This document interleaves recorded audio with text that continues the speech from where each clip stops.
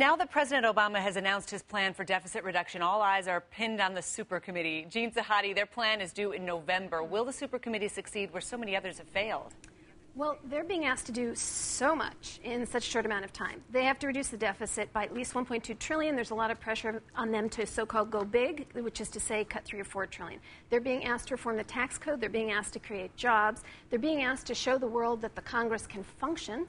And they have to write this all in legislation. So that's not the same as writing a proposal in plain English. So they've got a real load on their backs. They got like till Thanksgiving to do that? No they problem. They have till November 23rd. So I don't think they're going to accomplish all of that. They might accomplish a small piece of it. But Jean, they have a lot of work that's been done before them. The Simpson-Bowles Commission, lots of other deficit reduction. It's not as if there are new ideas here. It's picking which ideas have already been hashed out and rejected and figuring out what we got to do. So, but to get to that agreement, you have to get both sides together. And even just on tax reform, they are under competing directives. President Obama says, I want it to raise revenue more than the current system. House Speaker John Boehner says, nope, I don't want it to raise more revenue than the current system.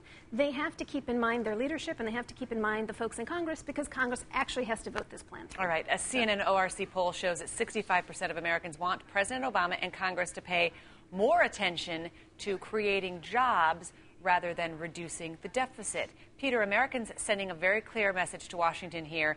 Is now the right time for the Supercommittee on Deficit Reduction? Or, I guess we don't have a choice, right? We don't have a choice. There are bond rating agencies that evaluate the United States just as they do Greece. And what we're really talking about are deficit reductions that are going to happen in the out years. What we need to do to create jobs now doesn't necessarily need government spending or to increase the deficit.